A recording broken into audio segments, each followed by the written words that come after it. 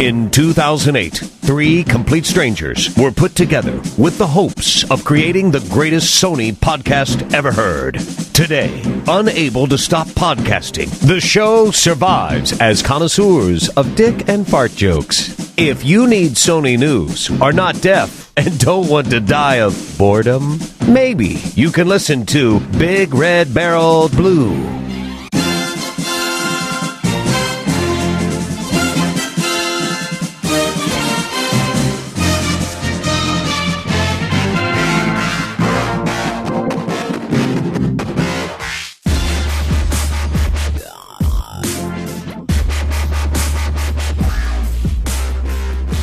Welcome, everybody, to episode 13 of the Big Red Barrel PlayStation Podcast. Joining you from Eugene, Oregon, I am Rothbart. I have nothing new to report except for my office smells like feet. That's not exciting, is it? Yeah, that's not good. When you know that you know for sure that smell is feet, you're like, ugh. It is feet. I'm wearing sandals, and they're the rubber kind of all-weather that you can walk in the water. And when your feet rest on them a while, there tends to get that layer of sweat. And that's the best tone that I can start the show off on. So that's what I went with. Well, thank you for that. So, Pac-Man, how does your room smell up in, I'm guessing, sunny Canada, the whole country? My room smells wonderful, as always. No, you need to give us some smell. It smells like the best nature has to offer. That's awful subjective. Okay, we'll go with that. What's up with you? Not much. It's been kind of a rough week. Had a rough weekend in a couple days, but I'm sort of laughing because I haven't received my copy of Diablo, but even if I had it, I couldn't play it apparently.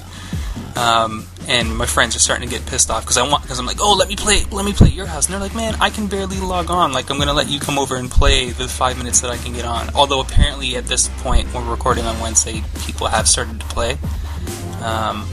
So is it the always on DRM that are keeping people from being able to play? Is that what it is? Yeah, specifically, it's just. Yeah, it's the fact that it's, a single-player game, but you got to be always online, and, specifically for the, right at launch, I don't know, I'd say more than 70% of the, of the public couldn't play the game. That's messed up. Like, there was points where, different numbers were saying, as many as only 1,000 people were making it in at any given time during the rough spots, and they've since apparently brought the service down for an hour or two, and then they brought it back up, and it's helped. But man, talk about a rough launch for them. The other thing is, I'm looking forward to this weekend finally getting around to playing some Starhawk with the community. Very nice. The thing with Starhawk is I'm still getting my head around the review scores. Like, I almost feel like if they hadn't included single player, that the game would have scored higher. Do you know what I mean? Like, how fucked up is that? By having less content, I think that they would have scored higher. Yep. I actually can agree with that. I think that the single player campaign actually dragged the total score down a little bit. So, well, that's one of the topics we'll talk about is some of the review scores. But I want to make a prediction. I'm going to predict that Fralls says he spent the last week waiting to play Diablo. I totally did. How's it going, buddy? Doing all right, man. How you been? Stinky on the feet. Yeah, I heard. I was here. I was here when it happened. So what's up? Pac-Man, how are you? Wait, no, I'm just I want to see how you guys are first. Oh. How are you guys doing? Man, we're chilling like villains. Yeah, boy. 2 episodes in, man, and I'm back. All right. So, anyways, I'm excited for Max Payne 3. I don't know about you. Now, is excited above or below hyped? Are you hyped? I'm actually pretty. In the beginning I wasn't that excited, but now I actually am. I'm going to pick it up probably tomorrow. So I didn't do any midnight launches or anything like that, but I'm actually. I think Rockstar. From what I've been reading and seeing, they kind of hit a home run with this thing. Man, it would be so awesome if you get that, because I probably won't have a chance to grab it myself for a while, and I don't I don't know if Rothbart's even planning to get it. So you'd be our Max Payne 3 guy. I'm planning to get it for the PC. Sorry. No, whatever. I'm going to get it for the PS3. So, I mean, if you guys want to have any gamer nights or anything like that, I'll be more than happy to jump in for some multiplayer action. Oh! On a Tuesday night. On a Tuesday night. You guys want to f*** up my Tuesday, I'll be more than happy to f*** it up with you guys. So, nice. Sure, let's do that. So, no, I'm actually curious to see how the bullet time works. I know they said that they actually did a good job on it with the multiplayer, and it seems to be kind of seamless. But I'm interested to see how it's integrated when I use it, because I don't actually get how it works, because I don't know. It is a really kind of complicated yet beautiful system when you watch it in the videos, but I am curious to play it too, just to see how all the give and take, like when you're in range and you can see that guy and he can see you and this can do that, then you're in a sort of bullet time and so is he, and all. The only problem is with the Max Payne games, I played the first one. I didn't play the second one. So I've spent the first one basically the whole time in bullet time, the whole entire time.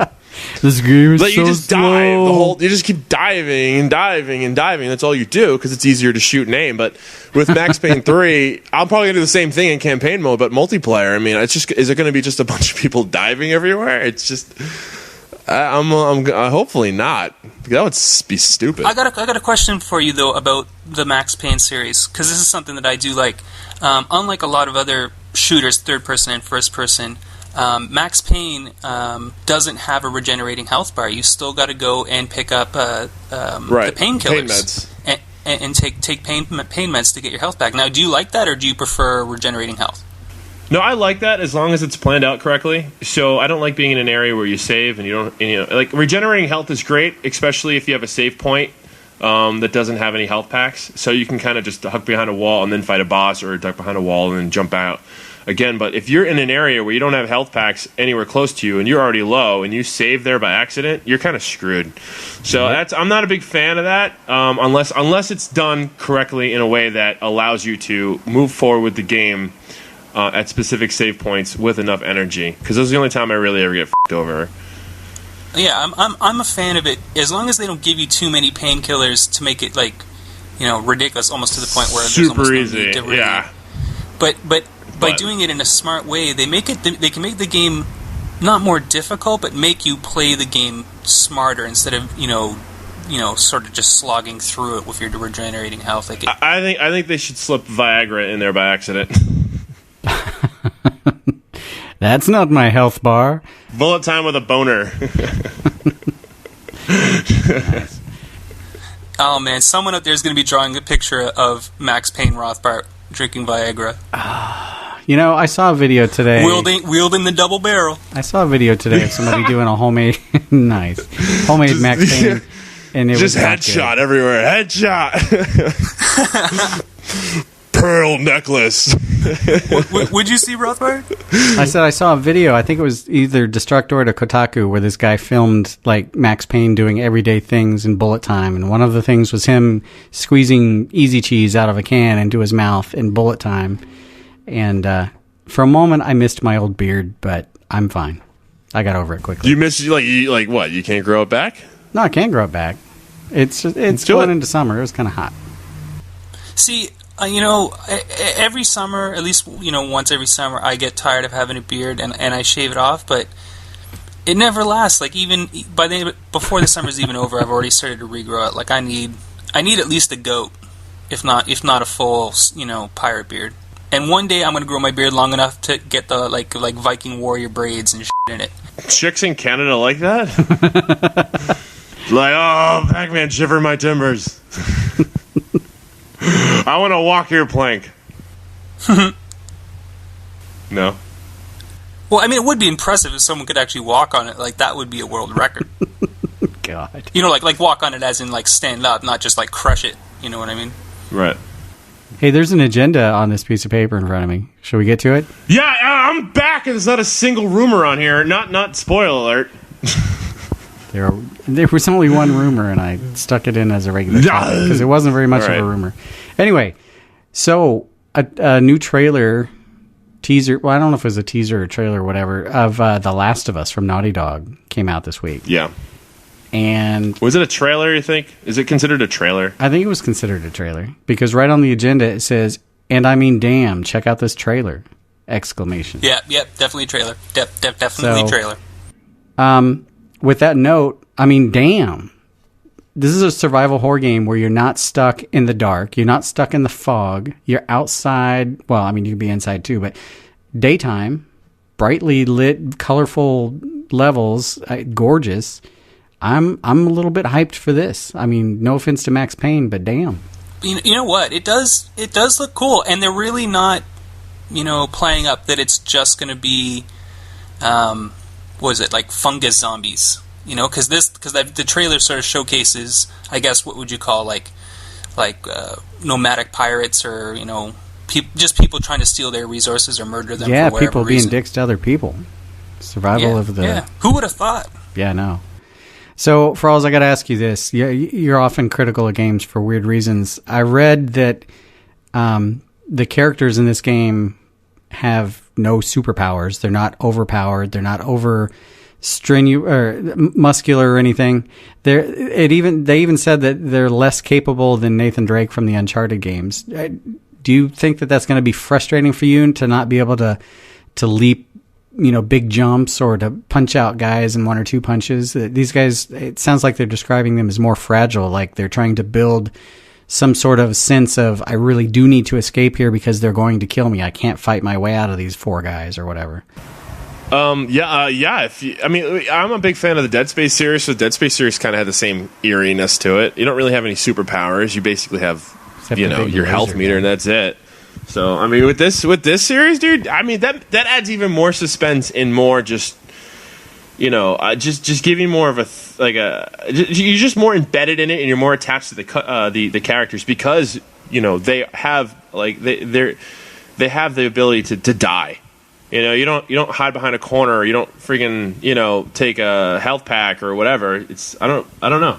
It'd be interesting to see how it works out. But if they're more fragile, it does give you more of an idea of what alleyways you're going to walk down and which ones you're not going to. So I'm kind of excited. Didn't they make a point of saying that everything, like, what did they say? Everything's precious. Like every bit of ammo that you get, every health pack or healing pack or food or whatever it is that you find are sparse. Like you really have to, if you get them, you have to think really carefully about whether or not you're going to use them.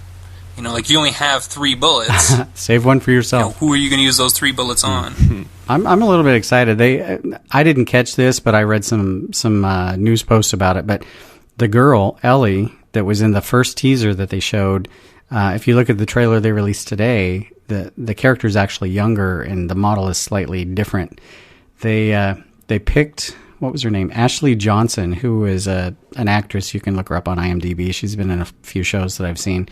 They've officially picked her as the motion capture artist, which I guess is what they call them, artists. I would have called them an actor, but so they said that the younger age of the in-game character fits the story better, and the model has been slightly redone to fit Ashley's personality.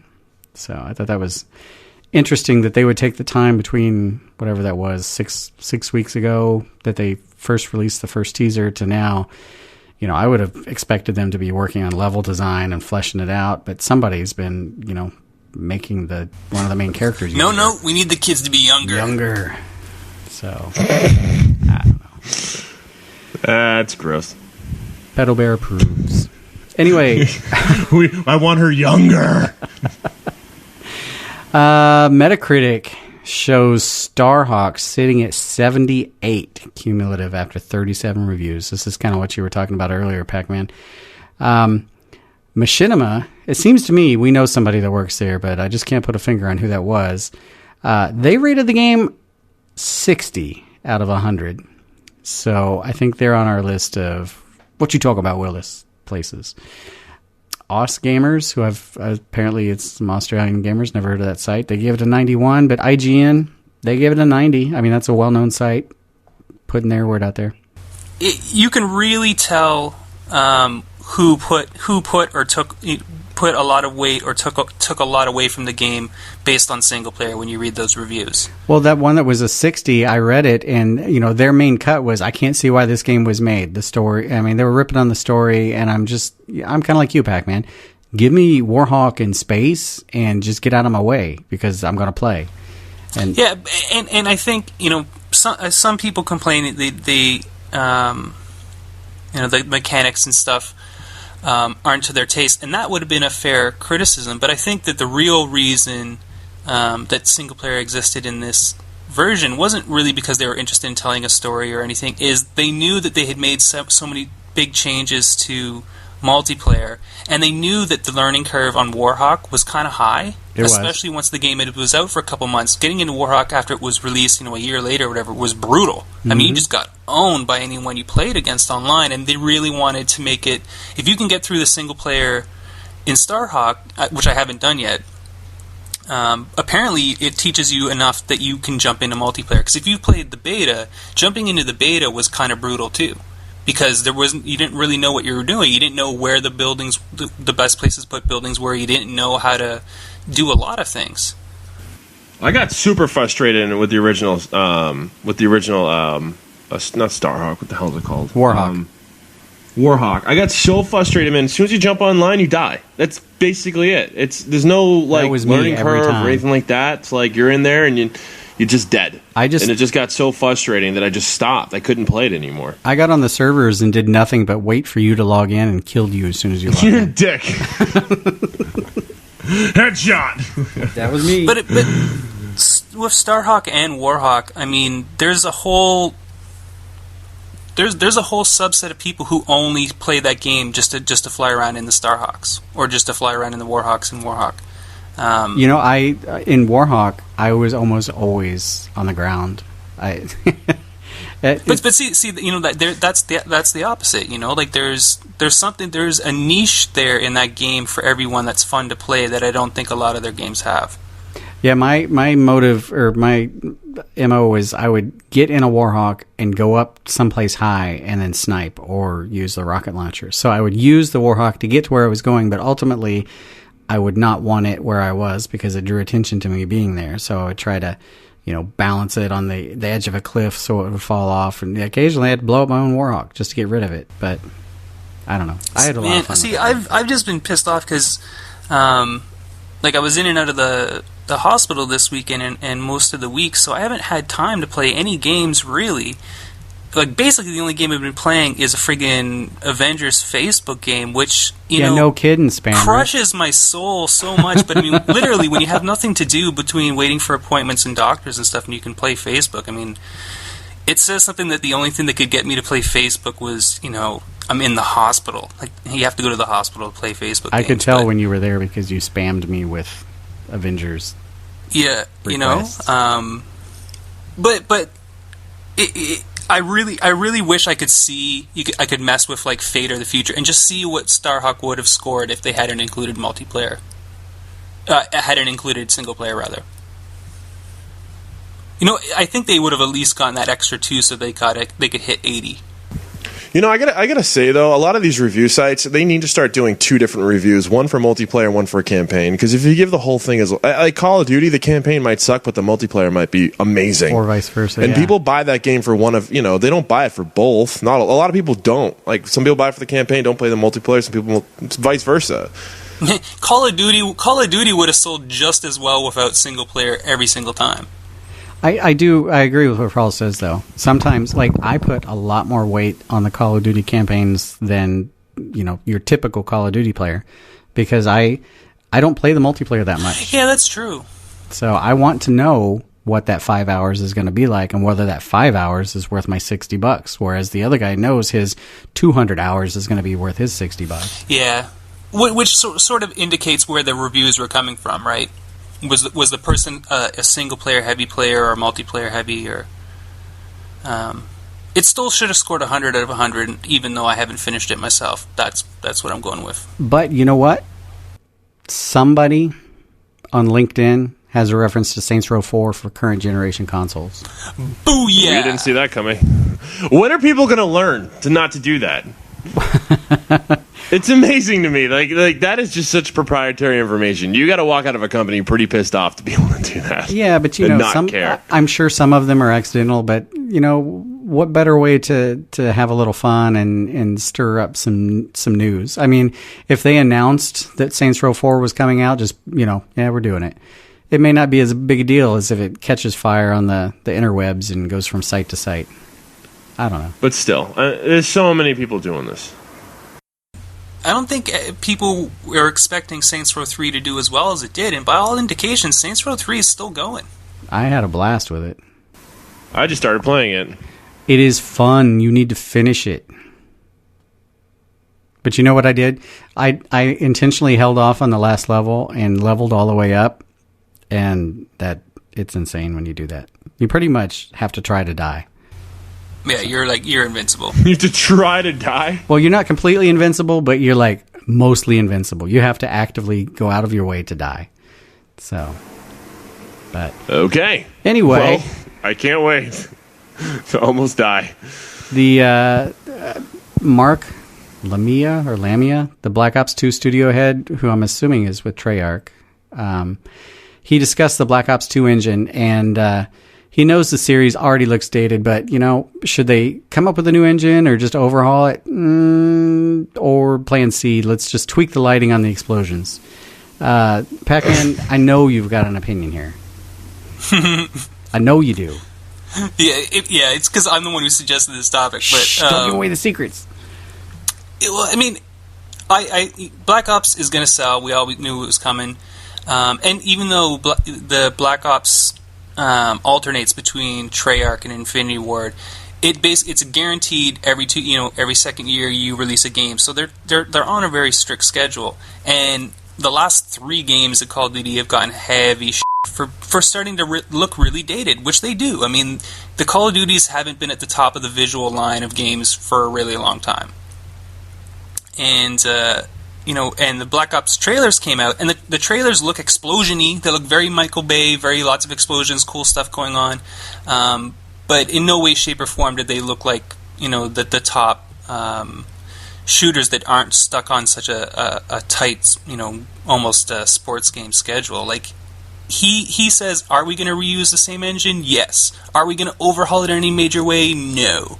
He basically details that they're going to tweak bits of the graphics and that they made a big change to their lighting system. And lighting can be important in graphics, but since there are already, not alpha, but, good high-level trailers out, and as explosion-y as they are, they still look dated. I mean, they don't, Call of Duty, the new Call of Duty isn't even going to look as good as the last Killzone or Crisis or, you could even say Rage looks better. Ghost Recon probably, you could make the argument that Ghost Recon looks better than what we've seen of the new Call of Duty. It really was just him sort of saying, yeah, it is going to be touched up and improved, but not really. Well, it's also him going, we only have like a year to make this game, so we're not going to do anything heavy duty here. We're just not going to reinvent the wheel. Well, he's basically just he's getting around saying that because we're stuck on a 2-year, actually it's less than 2 years when you think about how everything actually goes to make the next game. He's like, we're kind of doomed by our own successes. We don't have the time in between each game to actually build a new engine. So the best we can do is pull a Windows, which is slightly improve over what we had before, while keeping a whole lot of the crap that we had before too. And it just gets considerably, harder and harder and harder to tweak that beast over and over again, and then, until they hit a certain breaking point. So, Pac-Man, let me ask you this: if you're Treyarch and you're putting out Black Ops 2, and you're a year ago looking at releasing in 2012, and you're told you can basically use the same engine, create new content with that engine, we'll give you, some time and money to tweak it, but we want half of your team to start on the 2014 engine for the next-gen consoles, and we want you to start doing that now. Is that really so much of a cop-out, or are you expecting them to put out a game on the next-gen consoles with the same 1 or 2 year window? Well, I think that the best thing to do is because to half it isn't ideal either. It would be nice if just maybe just once in the run, like at once every couple releases, they took 3 years instead of 2 years to put out a game.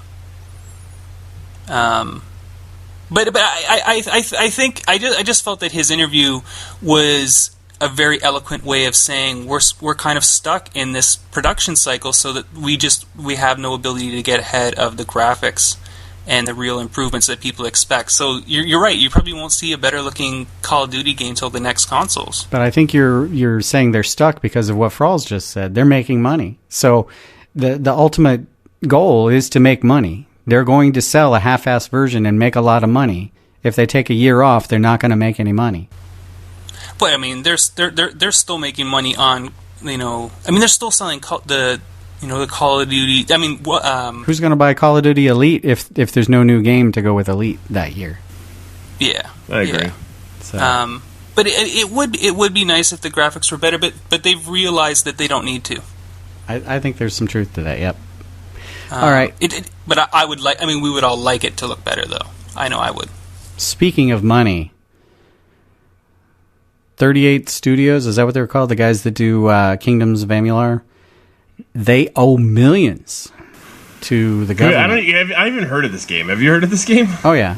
Yeah, no, it's supposed to be pretty good. Okay, all right. But the thing is, they got some kind of government-subsidized loan that they were supposed to pay back with the proceeds of their game. I want to say they borrowed something like 58, 60 million or something like that. $75 million from Rhode Island. Rhode Island. So what happens is... Rhode Island doesn't have $75 million. If they don't put out this game and they implode and, file bankruptcy or whatever, that debt goes to the taxpayers. So They were trying to entice this company to come here. They made a game. They have another game they're working on, an MMO based on the same universe. But if they're not able to... And they already defaulted on their last loan payment... Then their last payment was $1.125 million. Yep. That's bad news.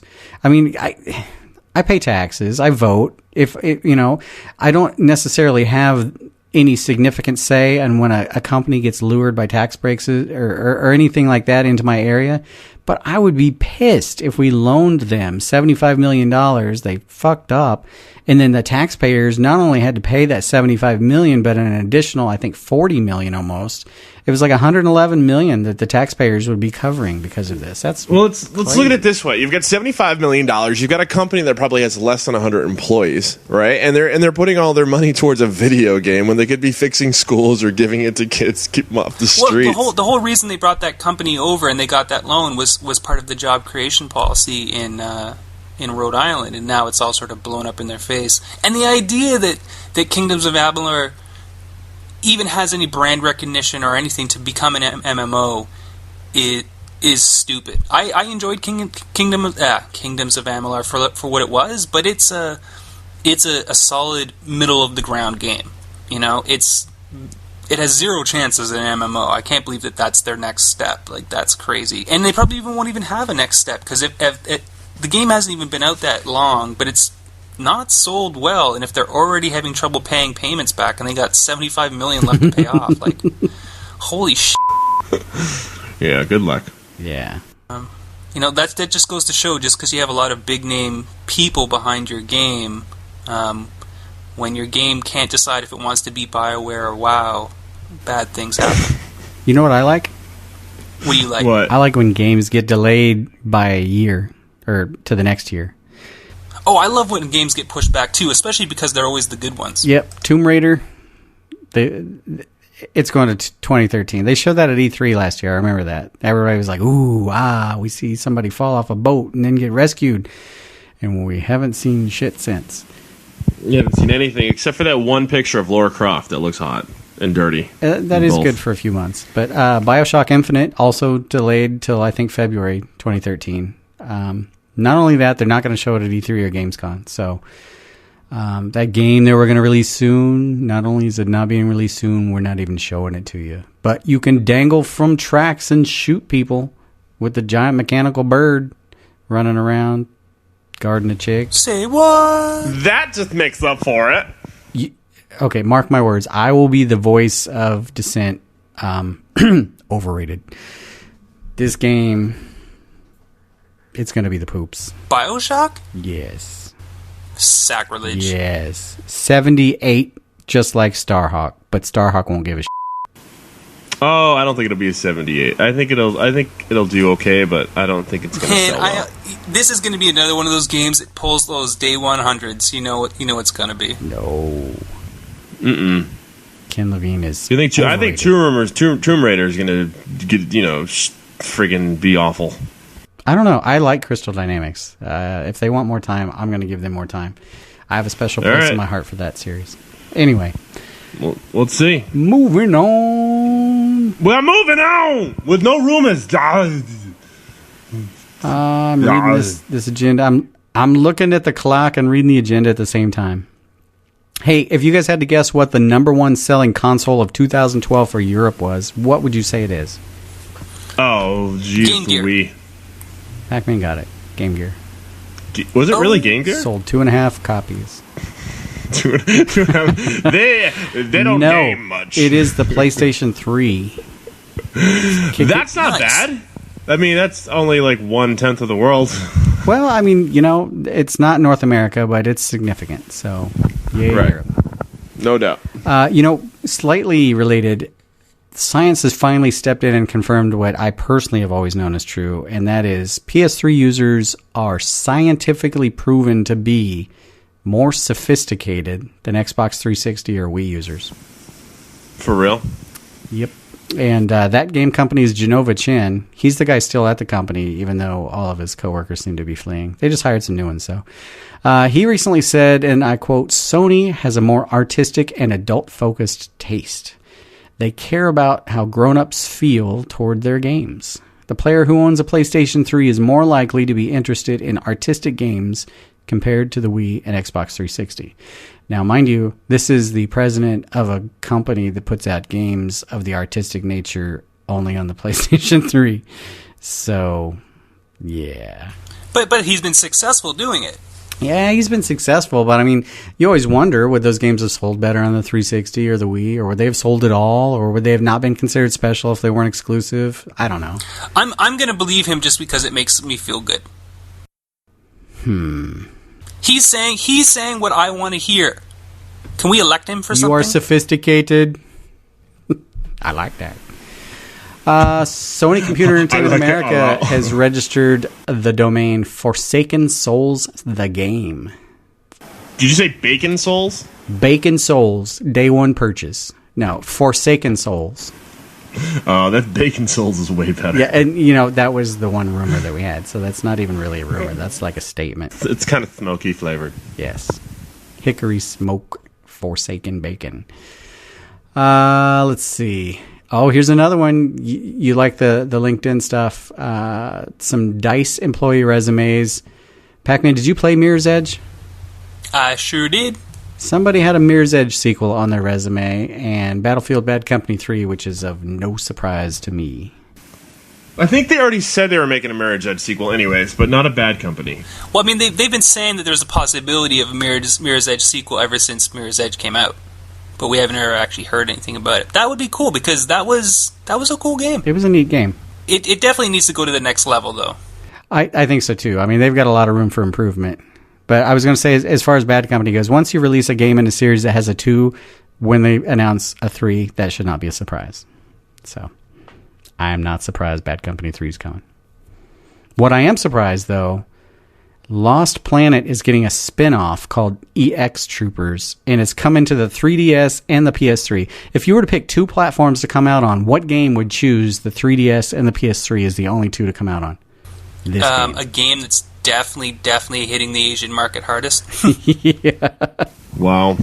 Yeah, can you tell Lost Planet's not at all even like remotely famous in the United States? It's like nobody cares at all about this game. Yeah, they're going with the anime-style characters in this one, too. So no, I don't even think they're really anime style. No. In this game, it said they were. So, I mean, it's like they're taking the name and they're kind of tweaking it. It's going to have comic book storyboard cutscenes. So, yeah. Yeah, good luck over there in Asia. They're trying to bank a little bit on the name. I know, Pac-Man, you'll play it. Well, you know what? I actually do have Lost Colonies something. I can't remember. There's like the special edition of the first version, the first Lost Colonies, like Extreme Planet or something like that, Colonies edition. I can't remember. But I was playing that, and it is actually fun for what it is. But it was never super popular over here, and it is a rather kind of brutal game. And the second one, didn't do very well over here either. But apparently, it's popular, more than popular enough overseas. You know what would be popular overseas? Metal Gear Solid on the PlayStation Vita. Hell yeah. And Konami says, quote, "We wouldn't cancel anything out. So I ask please for an E3 announcement from Konami." You think so? I think they're going to play a trailer. Oh, I don't know if they're going to. I'm asking them to. Oh, you know him personally. So if you're listening to this podcast, please announce it. I called them up on speed dial and I said, "Yo, Konami, tell Kojima to do this." Yeah, and then the person on the string in the cup said, "Okay, Rothbard," and you took your medication and you went your other way. Yes. The whole call was in bullet time. Who are you talking to? I'm talking to Konami. Sony says, "Yeah, we're still totally making The Last Guardian, but we don't want to talk about it." So we'll see. I'm pretty sure if they don't show something big at E3, we can write that game off.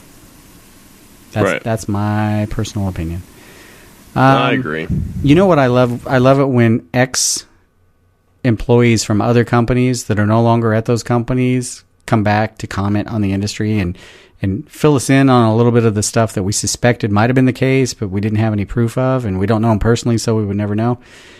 Ex-Xbox head Robbie Bach came back and said that he thinks a pretty good portion of the success seen by the Xbox 360 was due directly to Sony's mismanagement of their 70% market share during the PS2 to PS3 transition. They made several missteps that allowed Microsoft to swoop in. And when you think about it, they were able to do that in spite of the Red Ring of Death. So damn. As much as I like to make fun of 360 and pat ourselves on the back, that's pretty much exactly what happened. Yep. So Sony done f***ed up. Let's hope Kojima can focus things now that games are one of their top money-making priorities for the company. Yep. But actually, just now that we're speaking that, I was thinking, I heard this on one of the podcasts this weekend. But basically, Starhawk came out and had one of the reasons I think it's not doing as well as people hoped is it had a media push that was basically a mouse fart, which is kind of messed up. And then I was looking back at some of the other games that big games that Sony came out with that also didn't have really good pushes for their marketing. And it seems like Microsoft could sell anything they want. They could sell poo that you shove in your Xbox and it would make your Xbox explode, but they put $1 billion marketing ploy behind it, and people would do it. But Infamous 2, which we all like, or I know Rothbard and I really enjoyed that, and has since gained in popularity because of the DLC.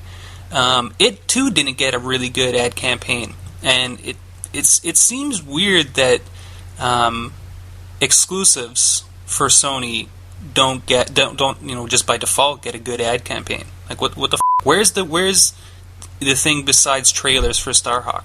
Well, I think, and I could be wrong here, but I'm just going to toss it out there. I think the fact that Microsoft is willing to spend whatever it takes to successfully market something, and Sony, they don't have billions in reserve to devote to whatever Steve Ballmer decides to mismanage the company and do. Did you know that Steve Ballmer, the head of Microsoft, Forbes magazine rated the top CEOs that should be removed of their company? He was number one because he's basically taken that company, Microsoft, for the last 10 years, and they're in exactly the same spot as they were 10 years ago, surviving on Office and PC operating systems. They failed in the tablet market. They failed in the Zune portable music player market. They failed in the phone operating system market.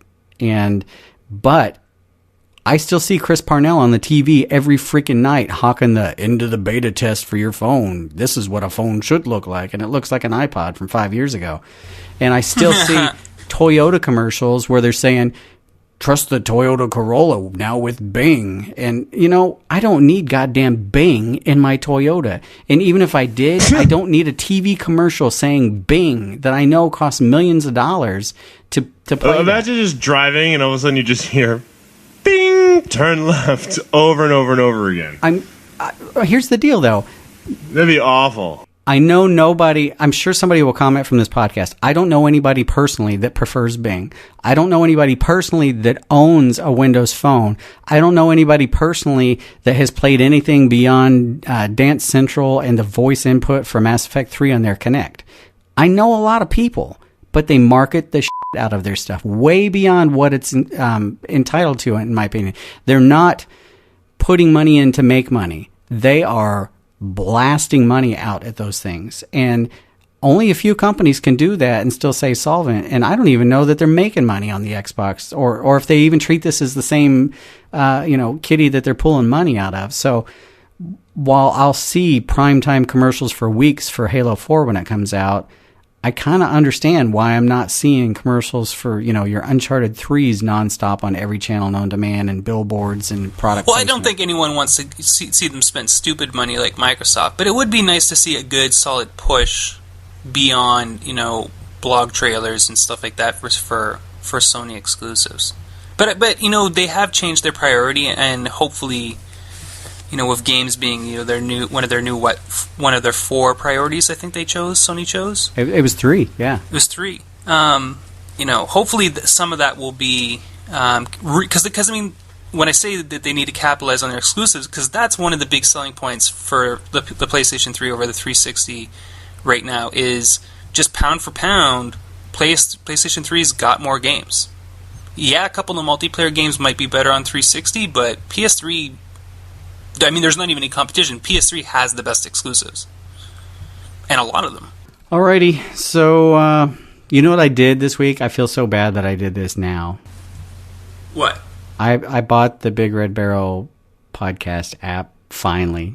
I had not had it until now. Wow. So that means we have to do bonus content because you're going to listen to it. It's awesome. You should go back and listen to our bonus content. I hear it's good. I'm going to. That's the main reason I bought it. People probably think it's ridiculous because we're here. We're recording this show. But we recorded on a Wednesday, and we usually don't hear it till like a Friday, or I might not even get around to listening to it till, part of the next week. I have no clue what we talked about in the bonus content. Not as many people listen to that, and everybody comments in the forum on the regular show. But sometimes there'll only be like 1 or 2 comments about the bonus content, or sometimes somebody will listen to it later. And it always strikes me funny. I vaguely remember that, but now I can go back and listen to it. So if you have an Android device and live in the US, you can go to the Amazon Marketplace, do a search for Big Red Barrel. You can find our podcast app there. If you have an iPad or iPhone, it's on the iTunes Marketplace, also under Big Red Barrel. And it's not just our show. You can get BRB Boom, BRB UK. BRB Flicks? That's a movie podcast. But we are the captains of the bonus content, though. And we do bonus content every week. We're about to record some now. We are going to be discussing our thoughts on what those 20 games or gaming experiences that Sony is said to be bringing to E3. So we're going to be batting around ideas, talking about studios that are working on things that haven't been announced yet. So it should be an interesting discussion. But $2.99, go get the ad. Go get the app. I don't know if there's ads in it. I don't think so. But you can check out all of the podcasts from our site and bonus content, which right now has mainly just been additional audio. But, we can toss in pictures too. Maybe Fralls wants to do a series of erotic poses to put out as bonus content for the other podcasts. I already have them. Just tell me when to release them. He's going to have one of those guess the body part. Yes. They're really up close. I'll give you a hint. Look at the. I'll give you a hint. Look at the hair. You can tell by the hair follicle what body part it is. 2 different colors. All right, so we should get to the shout-outs, which are actually not from iTunes reviews this week. These are from the Big Red Barrel forum community members that comment on our shows. So want to give a shout out to Darius, to Spec Ops 729, and Quasi Mad. You mad, bro? Yeah. Quasi. Big old buddy. I like that Quasi Mad. Yes. Yeah, he's only like kind of mad. Yeah, sort of, but not quite. But yeah. Kind of quasi Yeah. mad. Okay, Fralls, you got any shout outs? Yeah, I want to give a special thanks to the Havoc83 from the BRB. Fire Muncher. I don't know, every time I think of that, I always think of some guy going down on some girl with red hair. BRB. I thought the same exact thing. Did I go too far with that? Yeah, I have a feeling that that's kind of what he's intended. All right, all right, if he does, then cool. All right, anyway, Gunnar Marmite. Gunnar-Marmite from the BRB. You guys get shout-outs because Rothbart told us to. Truth in advertising. All right, Pac-Man, what do you got? And I'd like to give a shout out to Wrecking Ball from the BRB, Bad Haggis, again, from the BRB, and Mnemonic DK from the BRB. And I'd like to give a special thank you to Jedi Junkie for hosting our Gran Turismo 5 Gamer Nights. As we record this on a Wednesday, he just recently today sent me a write-up of how the big event went and what they played, all the crazy antics and everything, and that's probably going to get posted up on the site, and that might actually start becoming a part and parcel of our big gamer nights. We'll actually have some reaction, and if and when we can get around to getting some video capture, we might actually have some highlight clips from cool stuff that happens on the gamer nights. But it was really cool for Jedi Junkie to organize prizes and giveaways and organizing everyone to play, and just to do a cool little write-up of just what went down with that big event. So that'll be up on the site hopefully this weekend, if my health stays good. There will be some Starhawk, and sooner or later I will also be online playing Diablo, so if you're playing Diablo you will see me on Battle.net. And yeah, stay frosty everybody. Asta. La vista, frozen in your mouth. You and your ears are quite welcome for the podcasting goodness that you just heard. Why not roll on over to BigRedBarel.com for more podcasts, news, reviews, and videos from the biggest, reddest site on the internet, BigRedBarel.com.